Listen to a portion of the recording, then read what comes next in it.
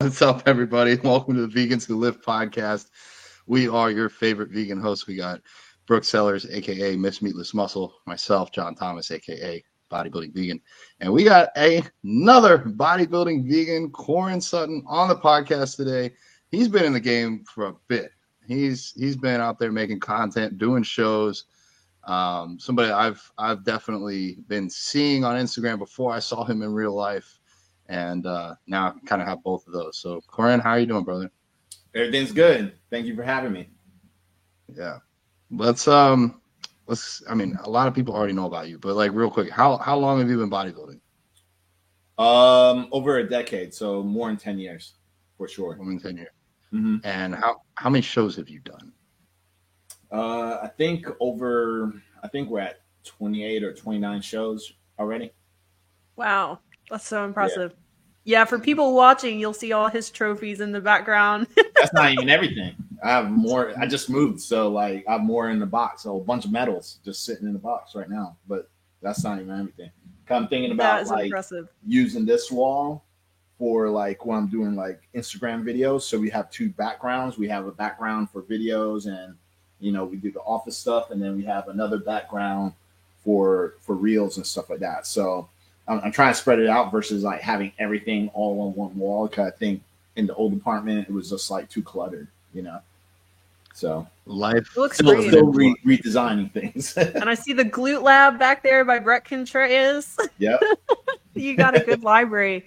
Yeah, your content is awesome. I love and I've followed you forever, so I've seen like how your content has consistently gotten better and improved. Yeah, like your videos. I love when you're in the grocery store and like you're showing people all the different options and like which mock meats to choose. So yeah, you provide a lot of really good information for vegans. No doubt. Thank you. I try. Yeah. I can tell the kind of like the restaurant series you're doing right now. Smash versus Trash. Yeah. That one, just based on comments and everything else, I could tell people get really hyped up for those. So yeah, we haven't found a trash yet. I think that's what people are looking for. Is like they're looking for me to say, "Man, this is straight trash." Like we haven't found one yet, but the next one from requests, people are requesting Taco Bell. So we're definitely going to do that next. That's going to be we're going to probably film that in 2 weeks. Not this week. This week's going to be mostly just grocery stores and maybe some workout stuff. But then the following week is definitely going to be like recipes, and then also Taco Bell for sure, because that's some people requested that one. So they want more of the common things, like because when I do the Smash versus Trash, I try to represent some of the restaurants in locally here in Florida. Some of the vegan places, because that's where I go to the most. But I know, when it comes to the outside, a lot of people do enjoy some of the fast food restaurants as well, and want to know the taste and how it is. So that's why the previous one I did was, I don't even know if it came out yet, but I remember I did like a Chipotle one, but I don't know if that one came out. I think it did, right? I'll have to look. I love Chipotle. I love the sofritas. I never got to try the vegan cheese from Taco Bell. Do they still have that? Do they still carry that? They discontinued that. Yeah. Yeah. Bummer. So I was like, I need to know if that's smash or trash. Yeah, I didn't even have a chance to try it, but I saw people reviewed it, and some people liked it, some people didn't. So I wanted my personal try, but the time I tried to get into it, they already discontinued. It was so short. It was only for 2 weeks. Yeah. I feel like it's awesome that these companies like Burger King, Taco Bell are offering these vegan options. Mm-hmm. I also feel you got to be very conscious as a plant-based or vegan consumer if you're going into these places, because a lot of these people, I've never worked behind the counter, so I don't know what it's like. It might be busy, maybe they're undertrained, or just new at their job, and like they don't fully know what's vegan and what's not. So I would just be careful with what you're getting. It's just it's that catch-22. It's like, if we only support vegan businesses, then we'll never have the movement grow outside of vegan businesses. But when you support a business that offers both options, you just got to be careful. Yeah, Brooke, actually, you know about this. When it comes down to like, every restaurant chain is going to be different. But like, for example, like Burger King, some people did mention like, the burger could be cross-contaminated, and there's a good, highly possible chance that could be the case.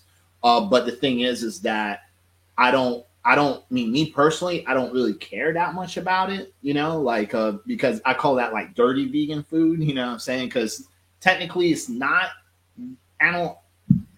made with animal products, but it's just cooked on the same stuff. So also you're going to get some contamination there.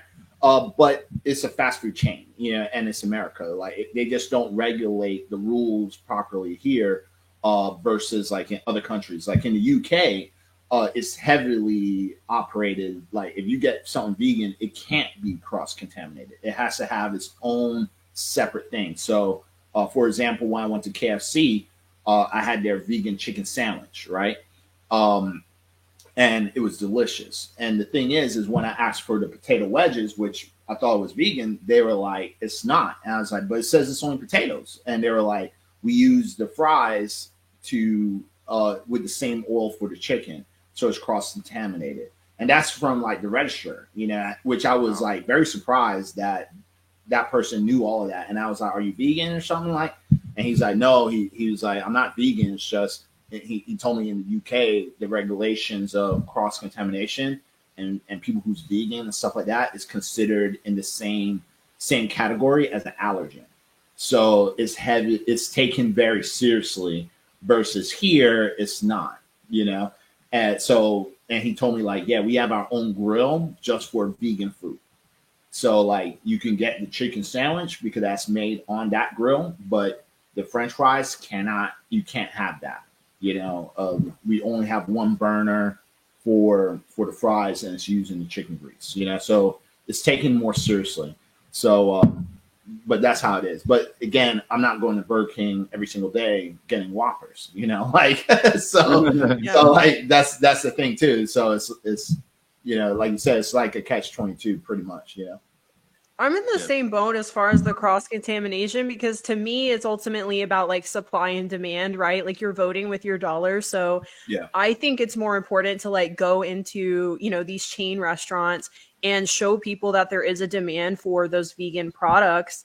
I think that's really important. Like I will never forget being in college and there was all these vegans outside protesting Del Taco. They had come out with some Beyond Meat something.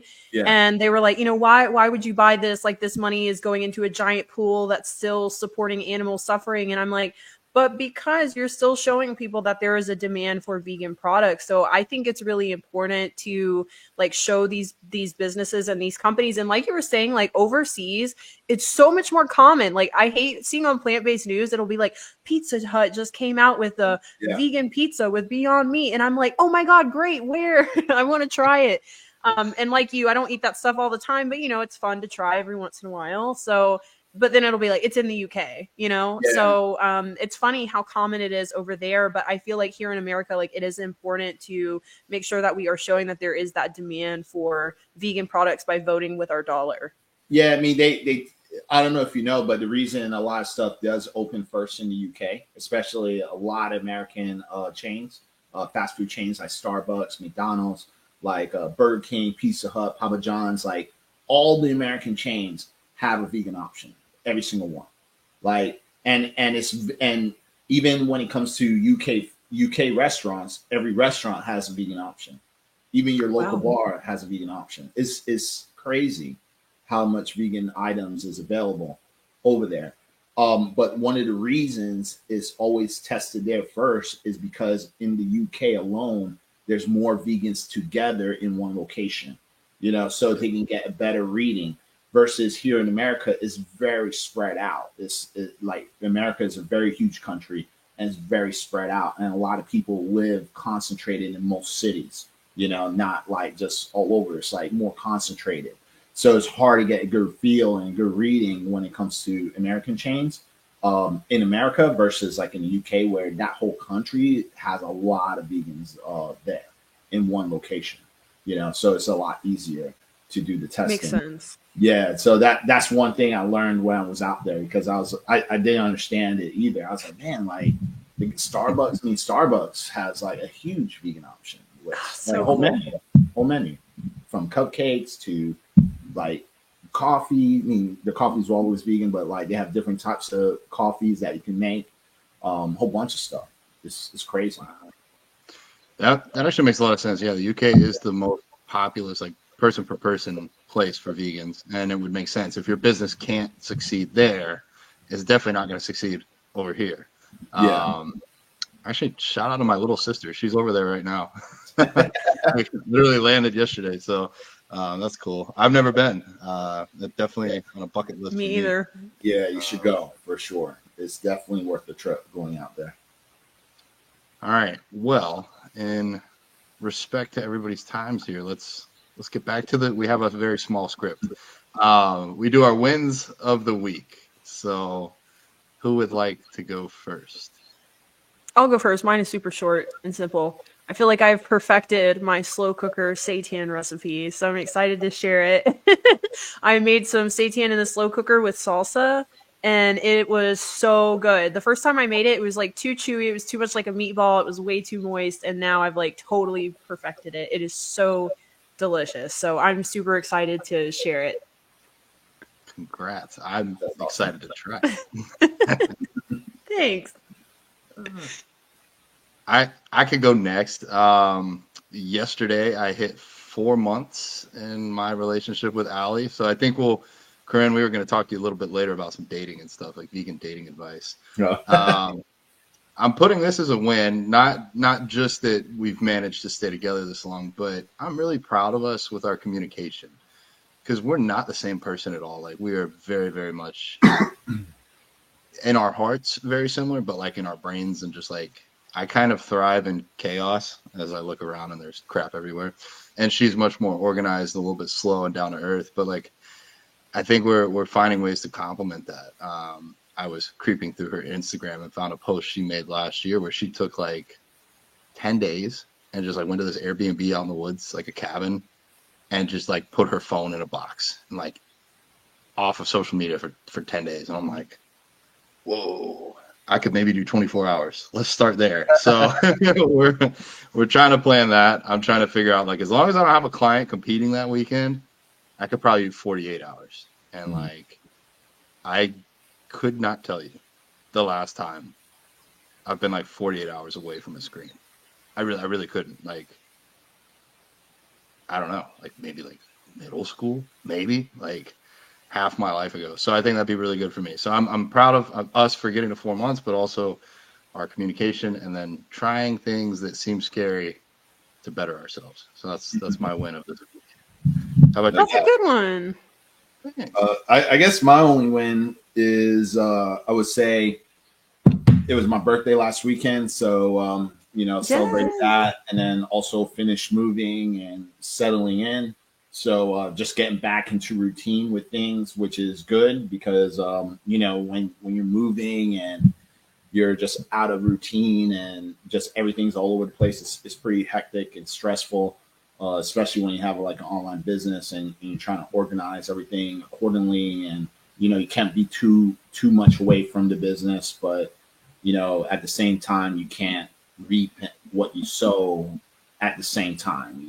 So it was definitely a long reaping period, just setting things up, getting the home ready, going through the whole process of purchasing and moving and whole nine. But finally back, in the office, everything's back on routine. First week, literally back on routine with stuff. So I'm just excited with that overall. I love what I do. I love the work. So I just like being back into my own grind, you could say. Nice. Yeah. Moving sucks. Yeah. And I'm a creature of habit too. Like, I love my routine. When I get out of my routine, I'm like pulling my hair out. Are you still in Fort Lauderdale though? No. I always lived in Miami. So. Oh, okay. Yeah. So I went from, I was living for a few years, I would say 5-6 years in Bay Harbor Islands. But now I'm in Aventura, which, I like, I really love living on the island in Bay Harbor Islands. It's just that when it came to purchasing a home, it just got way too expensive. Minimum just a purchase, something, especially for something that my girlfriend and I really wanted, because we wanted like a 3-bedroom.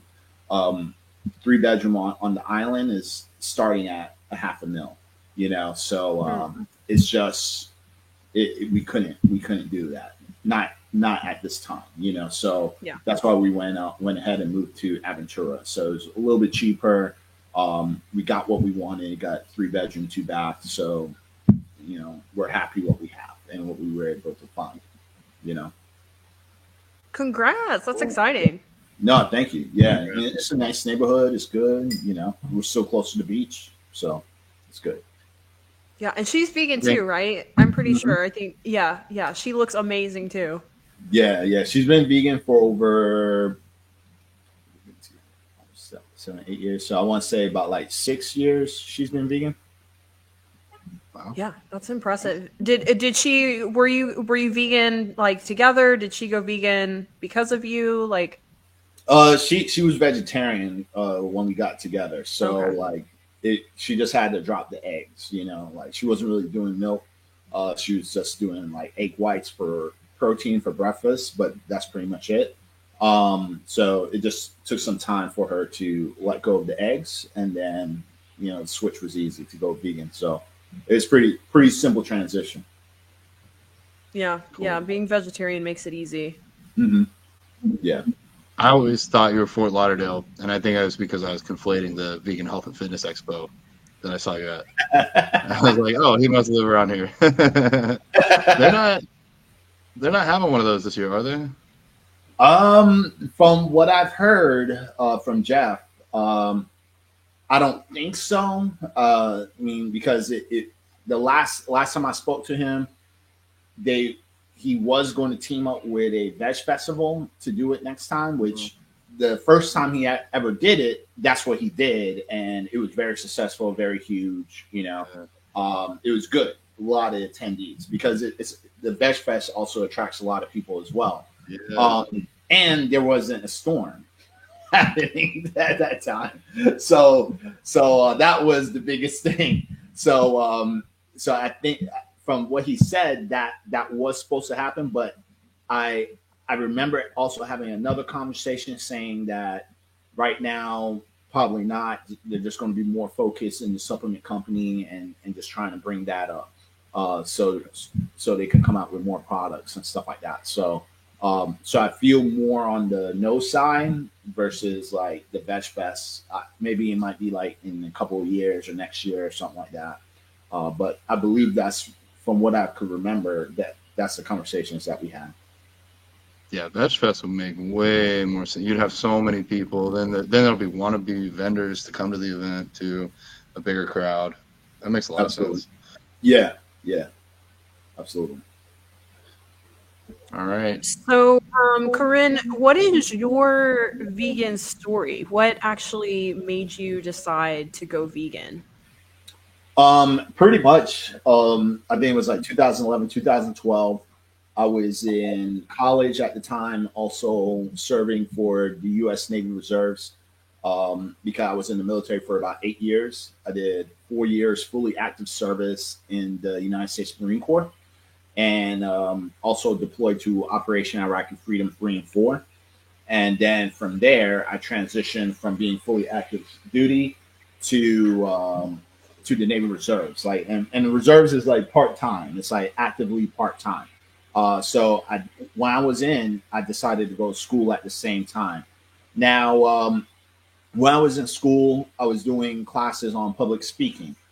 And then we were learning more about persuasive speaking at the time. So Gary Yourofsky actually came into my classroom and was teaching us about veganism. You know, he did his speech called The Best Speech Ever. You can find it on YouTube. And it's still there to this day.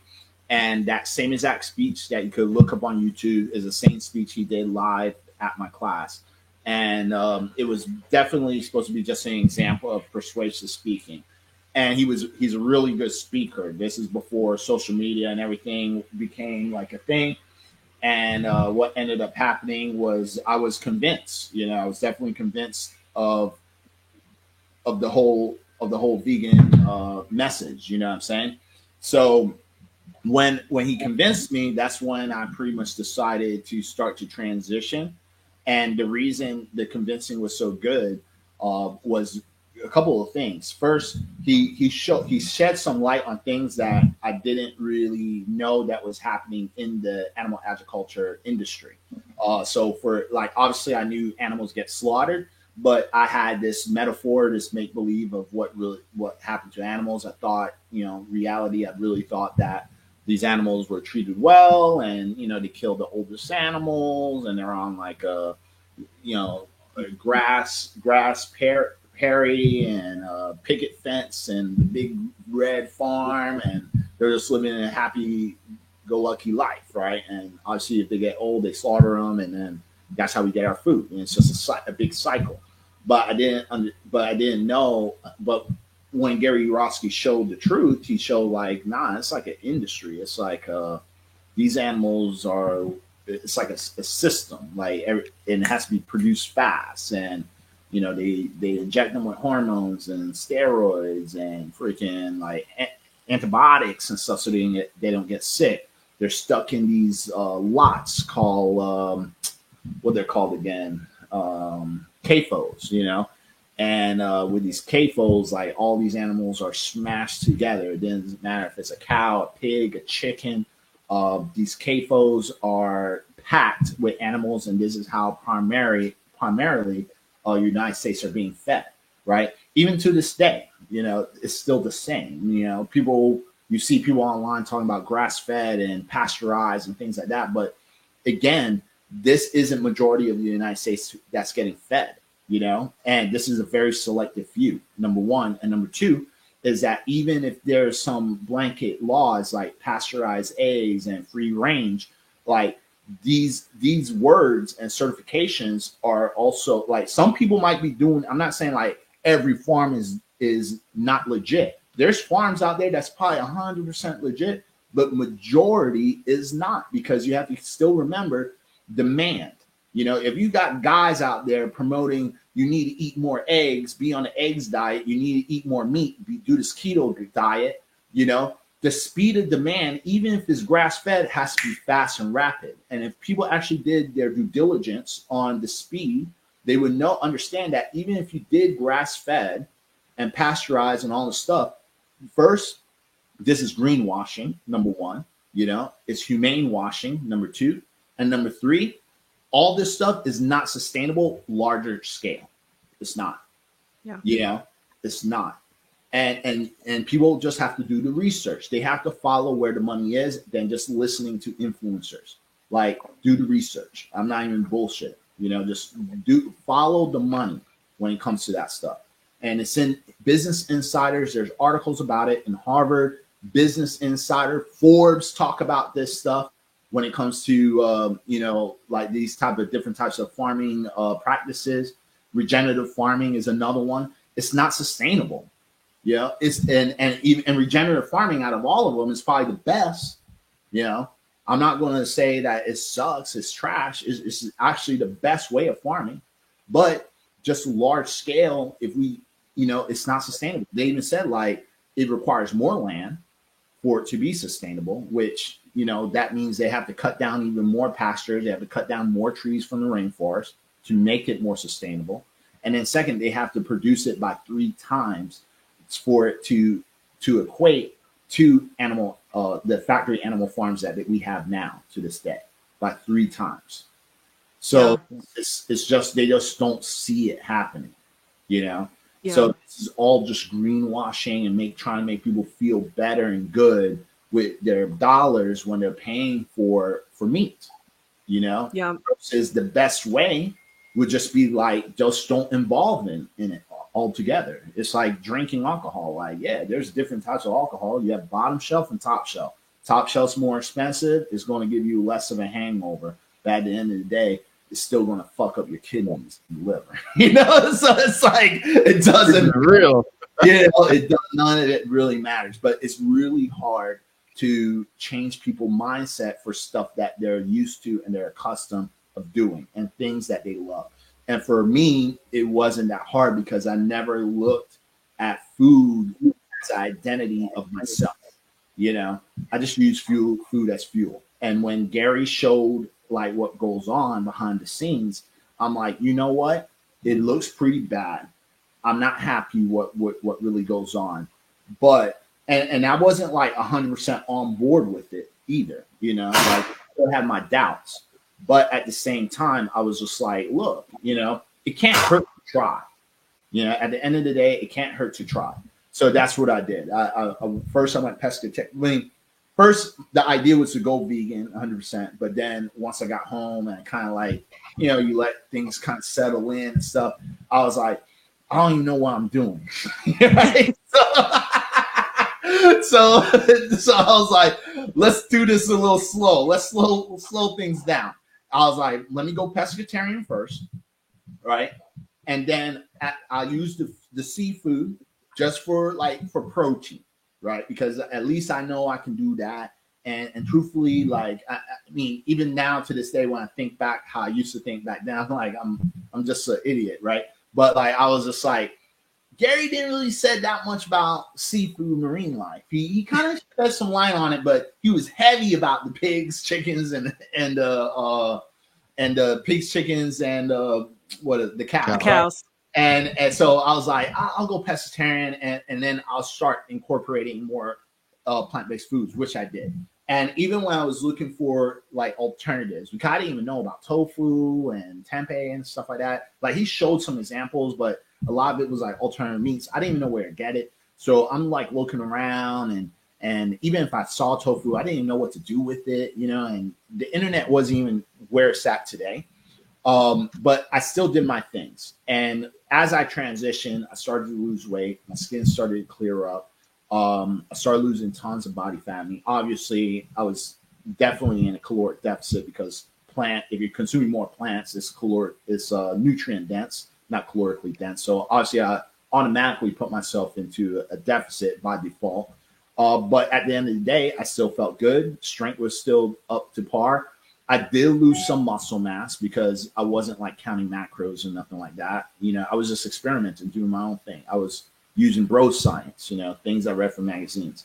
I was a trainer at the time, for part-time trainer, but I just started, you know. So I had no nutrition experience, no knowledge on this stuff, just all bro science things that I read from magazines, right?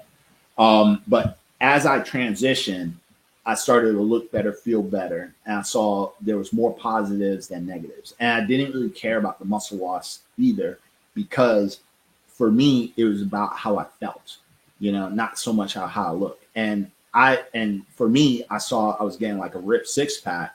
I was like, look, man, the only times I ever had a ripped six pack was when I was doing more swimming in the Marine Corps, you know. When I was doing swimming, that's the only time I noticed that I was getting ripped. Yeah. If I didn't swim, then I would put on some body fat. I mean, I was still healthy and stuff like that, but it wasn't like ripped. You know what I mean? But once I started like feeling good, looking better, and then I also started learning more about vegan proteins. Like I started learning how to cook with tofu, and I started finding like things that was more affordable, like tempeh and seitan and stuff like that, and started incorporating that into my diet. That's when I started transitioning more from just a basic personal trainer more into nutrition. I changed my major from criminal justice to exercise science and physiology.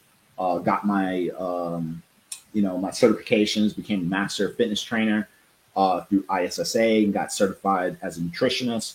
So through all the knowledge and switching the education of what I was doing so I can inform myself better, and then started bodybuilding at the same time through this transition and learning how to count macros, that's when I realized, like, you know, there's more to food than anything else, you know, and that's when I really started like going vegan. So that's why I never have, like, when people ask me, like, do you have a vegan birthday? I'm like, not really, because for me, it wasn't, in my mind, it wasn't like, today I'm doing vegan. No, it was like a whole transition. And only thing I noticed is that through that transition, I just stopped buying fish.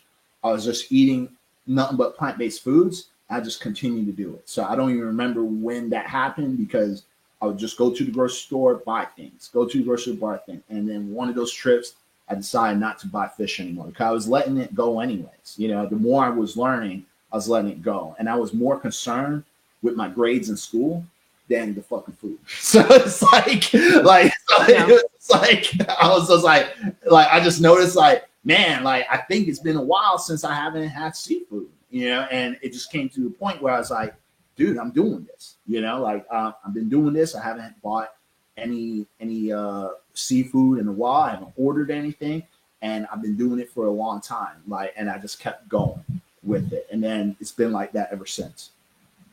That's really inspiring. I think that could really help a lot of people because a lot of people, I feel like, get hung up in the transition. Like they get hung up on, okay, well now I'm going to cut out fish, or now I'm going to cut out cheese. And then like, I feel like during that transition is like when people typically like fall back into their old ways because like the next step just seems a little bit more challenging, but it's like, look at you and how far you've come. And like, I feel like you're a perfect example of like, if I can do it, you can do it. Because I mean, I'm sure we've all heard, I have clients in the military and they talk about how, you know, sometimes being in the military can be challenging being vegan. And I'm curious if you had like any pushback from like your buddies or like your comrades.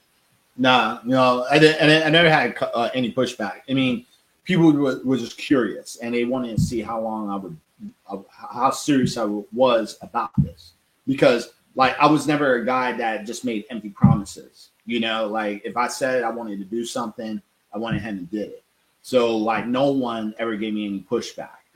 It was just like this vegan thing was like, whoa, like you're going to try this vegan stuff. So what does that mean? Like, yeah, I was like, I just can't have animal products, you know, and especially when I was pescatarian. Cause in the military, when I was in the reserves, so it's a little bit easier in the reserves than fully active. But even in the reserves, like we would go to like Pollo Tropical a lot. So I would just get rice and beans, you know, because there's I don't even think there's fish in Pollo Tropical. I don't think so. But like, but I remember during my time there wasn't, you know, maybe there is now, but I just would get rice and beans. So it was technically vegan, well, except the sauce, because it probably had eggs in it. You know, I always poured this curry sauce. But remember, I was transitioning, so I wasn't so strict on myself. You know, I was just doing my best. So like, and again, the internet isn't how it is now. So you couldn't just Google and things like that. Because even if you use Google on the iPhone 1 and 2s and 3s, that shit was still slow as hell. You know, so it's like you be waiting 5-10 minutes for anything to load up. So no one wasn't really using the internet like crazy like now, you know. But that's how it was. I wasn't really too harsh on myself. I just knew that I wanted to eventually go 100% plant-based, 100% vegan, and then see how that worked. And obviously through that transition, I saw many benefits from just being pescatarian. And you have to imagine that 80% of my foods was already whole foods plant-based, because I was only eating seafood for protein. Yeah. Everything else I had to eat was rice, beans, and vegetables, you know, and some nuts and seeds and fruits, you know. So I was already doing that. But I saw significant results. So, and that was even a more positive result, because for me, I'm like, if I eliminated all this meat products and I started feeling better, and then I'm doing majority whole foods plant-based with some fish, and I can only imagine how I feel if I took out the fish completely.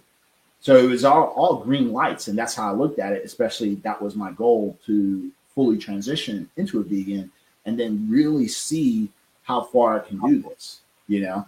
And since then, it was great. And with the whole bodybuilding thing, it wasn't even my idea. Like I didn't know about bodybuilding. I didn't know anything about it. I never saw myself actually even competing, doing a bodybuilding show. It was actually one of my friends from high school. We went to the beach. We were drinking one day. He came up to me and said, "You should do bodybuilding." Yeah, that's how I started bodybuilding, because he was just like, "Dude, you've been doing this vegan thing for over a year. You look great. This is the best I ever seen you." You know. And he's like, "I think you should do it, because I have a friend who does bodybuilding."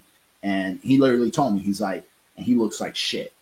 And he actually won a show. So if this guy can do it, I think you can do it. And I was like, what are you talking about, man? Like Ronnie Coleman and these guys, they're jacked. I was like, what are you talking about? Like, how could your friend be that bad? Like, I'm nowhere close to these guys. And he's like, no, there's different leagues, there's different levels to it. Like, it's what you're seeing, what we see in magazines is like cream of the crop, you know. He's like, there's different levels. Like, you start as an amateur and then build your way up, you know. So when he told me that and showed me his friend was like a little overweight, no abs, you know, and he got like third place. So I was like, damn. I was like, you know, and I was like, for real? It's real? And he's like, yeah, this is a real show, bro. Like, it's real. You could do it, man. And I was like, all right. And when he told me about it, I was just like, but how do you start? Like, how do you get into this?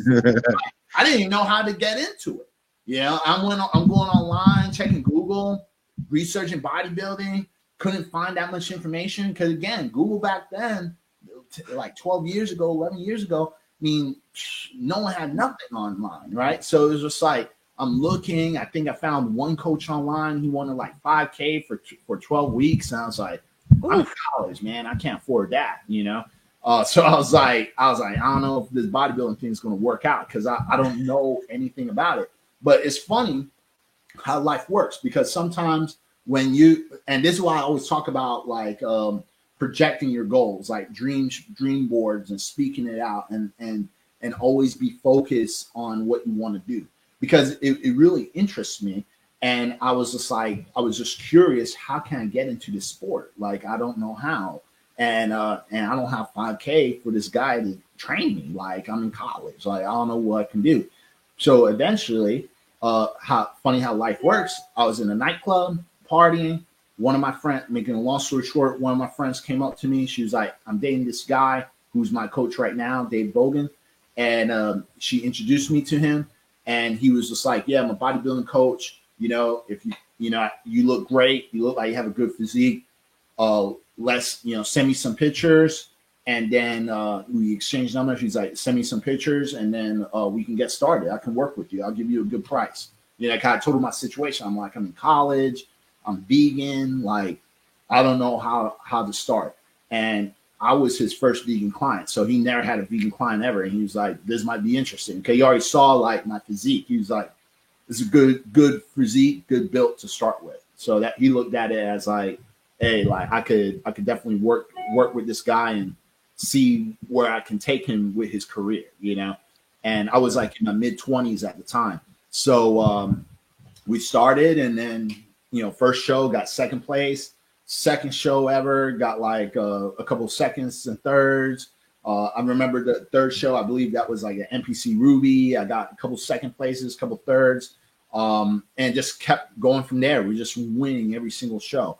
And I remember like posting it in Robert Sheik's old bodybuilding vegan community. That's when bodybuilding vegan community was like really good. Like, it's still good now, but I feel like it's so mixed now. But like when he had his old group, it was just all vegans. And people were just like, yo, this guy's crushing it. Like, you know, and I was just getting like all the smoke, you know, but good smoke. And people were just like, yeah, you know, like cheering me on. And I just kept going from there. You know what I mean?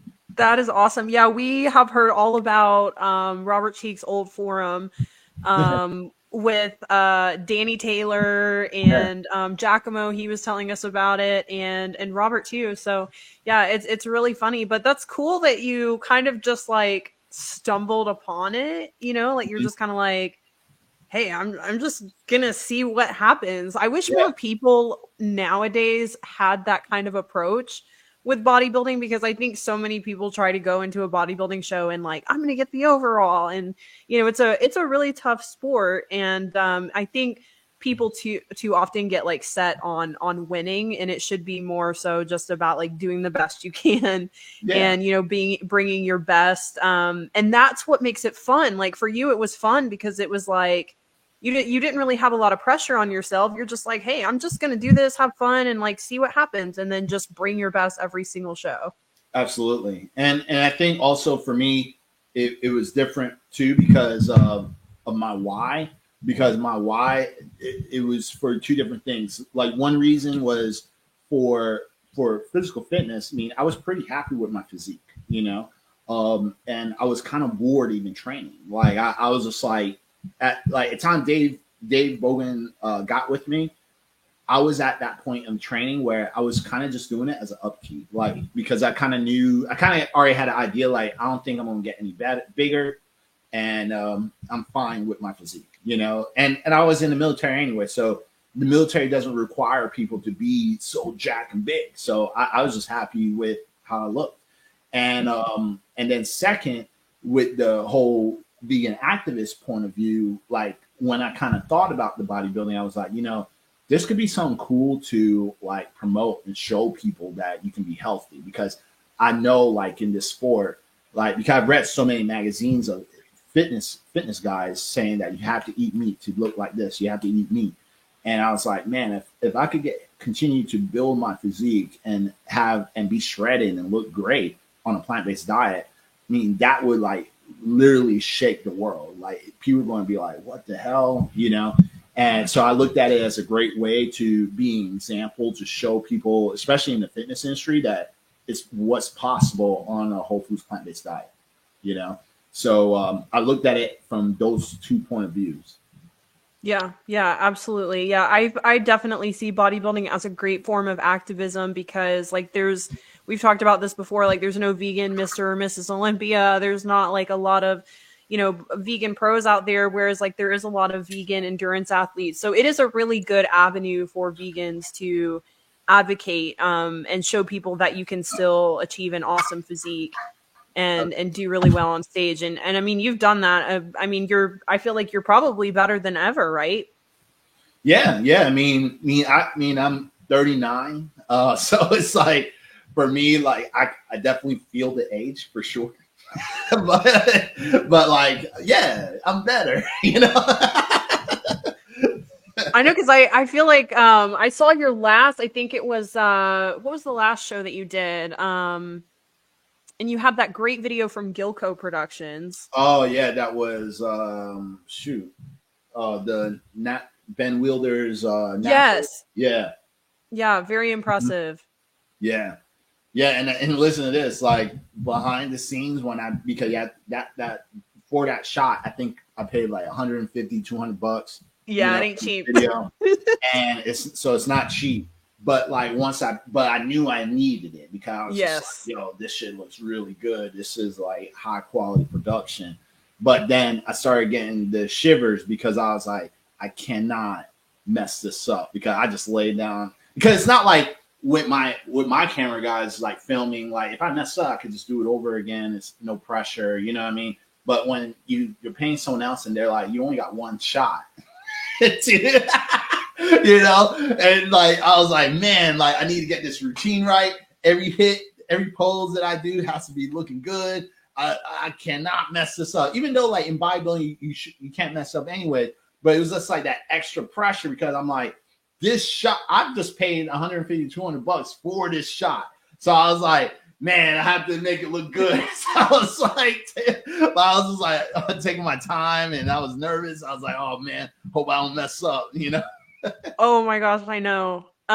It's funny because I remember my my last show, Gilco Productions, was there, and it was like a $200 video, and I was like, you though, I was like, shit, I gotta do it though, like, you know. And then like it was such a huge show, and they didn't anticipate there to be so many athletes. And then like right when I'm about to walk on, we were supposed to have 15 seconds, and then they're like, oh, by the way, you only have 10 seconds, and I'm like, shit.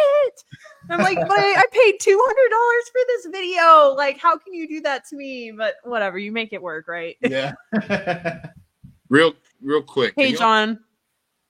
I don't know what happened. Like everything went black over here. So yeah. We just kept going though. I know. I Hopefully Sean can edit it out. Well, I'm back now. I know I'm in the wrong spot, but I'm here. That's okay. Corin, I was just letting you go because you were putting out so much good stuff that I was enjoying hearing. But I do want to slow it down for just a moment, because there were a lot of really good things to hit on. Personally, actually, it's funny to me. Dave Bogan was the head judge at my very first show back in 2014. Oh, yeah. So I know Dave, and actually, I did the Ruby Classic last year, and Dave was there. I think he had an athlete in it, so he was watching. So I got to see him like almost like 9 years later. Got to see him again. I had a whole lot of other questions for you, but I did want to slow it down and say, like, a lot of people don't make the switch to veganism because it feels like it's too hard. I think you had mentioned they have such a routine set in place. And for me, I was 13, so I didn't know how to cook anyways. So it wasn't that big of a deal to try and learn vegan food because I didn't know anything else anyways. I think your way of doing it, even if you had a little bit of the egg or something at Pollo Tropical, like, you still were doing your best or making the effort and learning along the way. And anything gets easier the longer you do it. So I think a lot of people could be inspired by your story.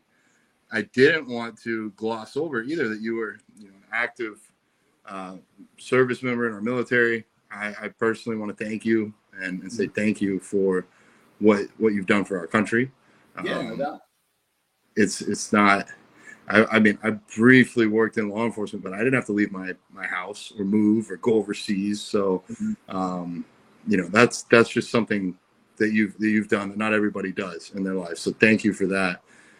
I think a lot of people would ask that aren't vegan, that are a little bit closed-minded, is like, how are you going to be a warrior? How are you going to fight? And then you don't even have it in you to kill an animal. Mm-hmm. Like, you're not even strong enough to kill an animal. How could you be in the military? But I'm sure you have your own take. But my take would be is like, it's harder. It's more difficult to stand up for somebody that's weak than to take advantage of them. And Absolutely. So, yeah. And the thing is I don't get like, because there's times even some vegans came to me like, oh, how you served in the military and now you're vegan, like like whatever, like people call me baby killer or whatever, like, but like I don't care about like hate and stuff like that, because I know like these people are just projecting certain insecurities that they personally have themselves. But for me personally, like, I just tell people this, I'm like, when I was in the military, it was my job, and when you're kind of trained to do something, you do it. And the military is very strict when it comes to that, and not everybody can do it. Especially in the Marine Corps. Not everyone can do the Marines. It's one of the reasons their slogans is the few, the proud, the Marines. It's only the few can make it. It's very intense type of training for people to get through that type of indoc. And the whole boot camp is majority of it is psychological. It's not even the physical part.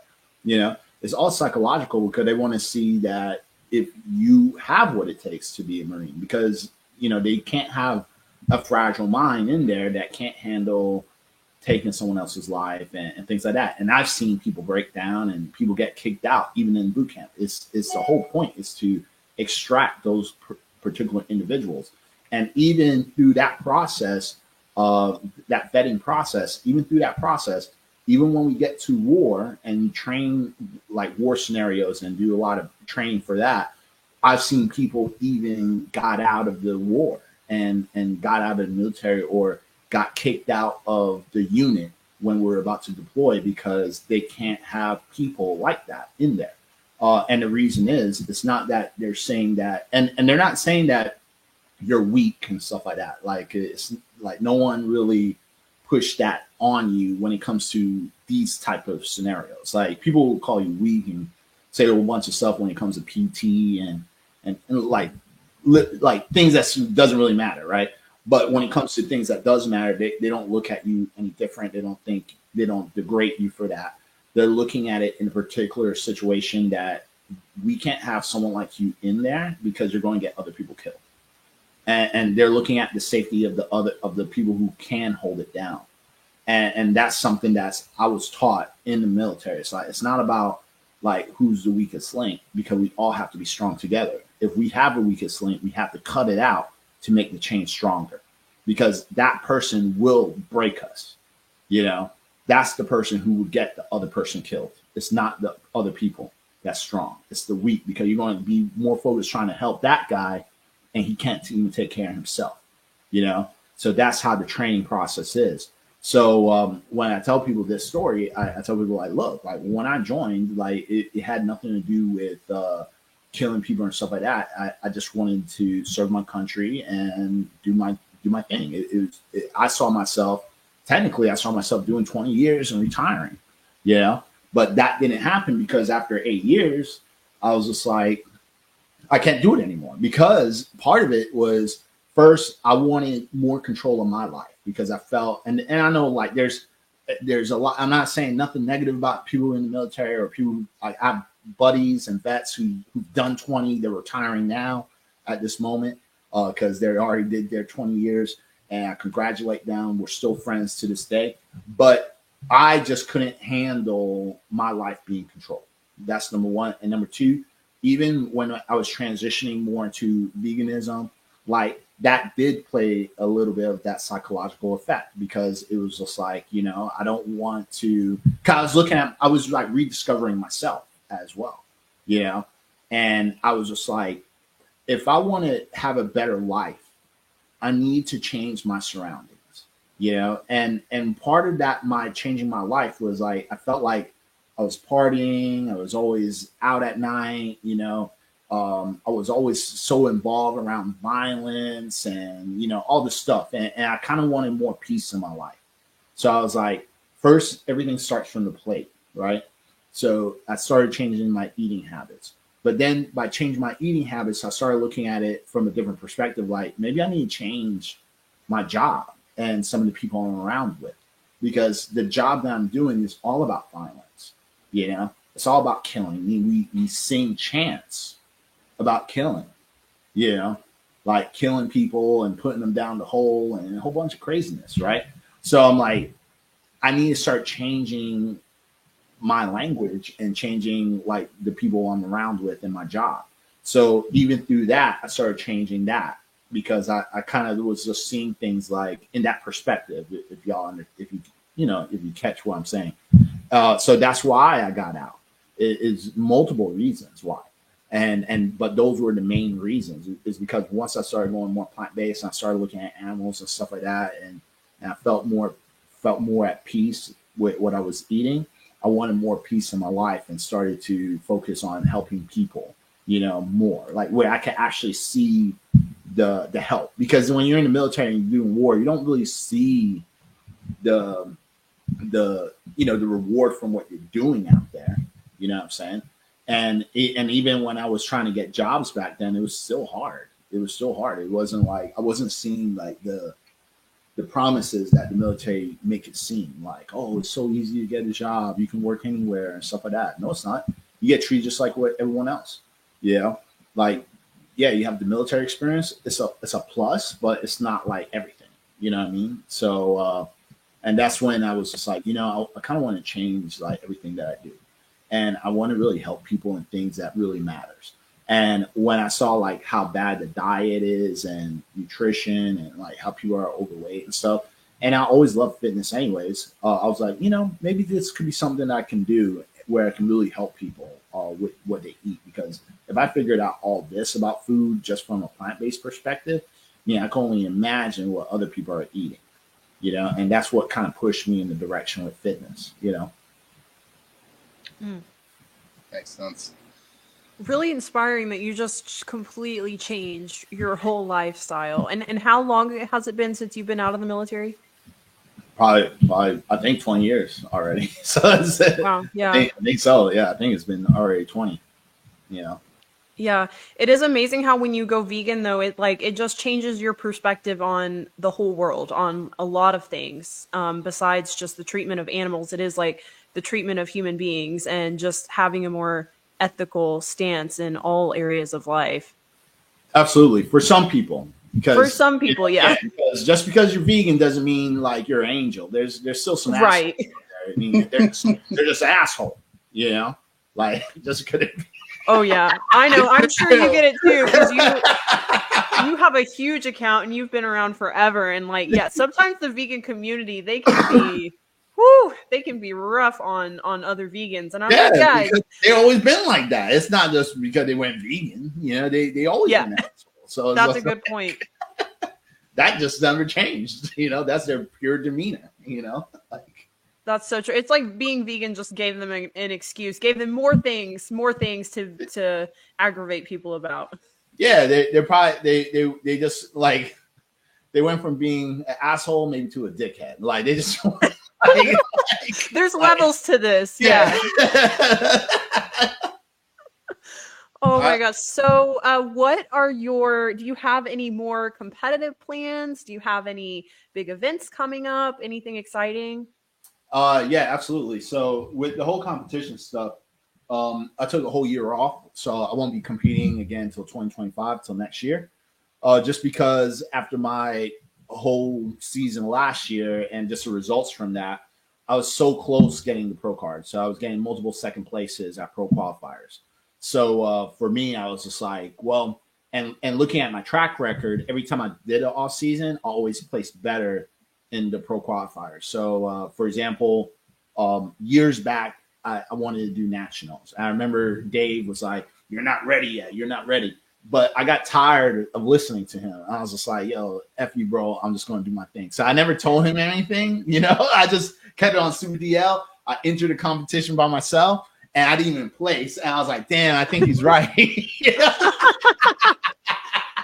and he was even surprised because he just saw pictures of me at the Miami Nationals with like me posing and stuff. And he's like, damn, you look great. And he's like, when did you decide to do that? And I was like, well, I kept the DL, man, because you just kept putting me down saying, nah, I can't do it. So I just did my own thing and just jumped in. So that was a learning lesson. And then I took some time off from that. And then we had a discussion, and then we tried again. Then when we tried again, I didn't place for I think two other ones, but then I eventually placed like in one of them, right? I think I didn't place in one, and then we did another nationals, and then I placed. But when I placed, I got third. So when I placed, then I was like, all right, at least this time we placed. We got one placing, and it was only one category, and I forgot which one it was, but I remember it was one. I remember it was open bodybuilding, like lightweight or something like that. So I got third in that. And then after that, I was like, let me do another off season. So I took a year off, came back, and then that was last year. So last year was like one of my best runs because it was just like I did the Caribbean Grand Prix. I think that was the first pro qualifier that we did that year, and then got multiple second places in multiple categories. And then we did the Ben Wielder, and the Ben Wielder was really like, I wasn't even planning to do it, to tell the truth, but it was really like a last minute thing because I was talking to Natalie Matthews and her husband George Matthews, and they were saying like, yo, you should jump in it. It's literally next week. So I was already in my mind like off season, but I was like, all right, let's clean up the diet because I had this big cheat day, it was like wilding. And I was like, man, I have to do some work. So it was tough, like dropping weight and stuff because I ate so much crap. And then but we got the weight in, and then did that, and again got multiple second places from that show. So from the other shows, like just local shows, I think I got an overall in one or two shows, and then a lot of first places. So that's when I decided, like, for me to get first and win a pro card, I think I need one more off season and then come back and do it again in 2025. Because from the track record, every time I went off season, I got better in my placing. So that's the key. And then number two, the only thing I have left is, I think, next weekend on June 22nd, there's going to be a Love Life Cafe, like workout collaboration, like with Tori Washington, myself, and a couple other people as well, like Sexy Fit Vegan. She's going to be there, and other people. So that's something that we're doing locally on June 22nd. I believe it's going to be sometime in the morning for sure. I don't have the time with me at the moment, but it's definitely online. Like if you look around. What's the location for that one? Love Life Cafe. And what city? Wynwood, Florida. Yeah. Well, I know you got a time limit here. We're coming up on that, brother. So we're gonna have to have you back on. I want to ask you. You and I are similar Brooke is like almost on that edge, but like I've been vegan for 18 years. So it was like dark ages. And I remember like iPhone 1, 2. Nobody else remembers that shit. Like it didn't work. So I want to talk about that versus now, you know, without Instagram, without social media, nobody on this podcast would really have a job. So I think it's important for us to talk about that. I want to dive deeper with you. So we'll have to bring you back on. Most definitely. And where, if somebody wants to learn more about you or connect with you or work with you, how do they reach you? What's the best way? Just you can find me on every platform. We're posting on every single platform. LinkedIn, X, which is formerly Twitter, Facebook, YouTube, Instagram. We're all over. Just type in Corinne Sutton, you can find it, or you could go to my website at bodyhdfitness.com or email me at corinnesutton@bodyhdfitness.com. Perfect, brother. Brooke, did you have any last words? No, just thanks for giving us your time. You are such an inspiration, and you definitely make me feel better about my post-show binge, knowing you did the same thing. No doubt. But yeah, I love your content. I've looked up to you for a long time, and yeah, I hope to see you soon. Most definitely. All right. Well, thank you for having me because I have to go myself. Yeah. Thank you, brother. Thank you. All right. Peace. Thank you, everybody, for tuning in. That was Corinne Sutton. We'll have his info in the show notes. Appreciate all of you. Make sure you guys head over to veganswholiftpodcast.com. Leave us an audio message. Send this to everybody. Share it. We need you guys to help us grow. We had a really great third month. Our fourth month, we dropped off just a little bit. So send this to everybody. Help us grow. And we'll see you next week. As always, Vegans Who Lift. We love y'all. Take care. Have the best day ever.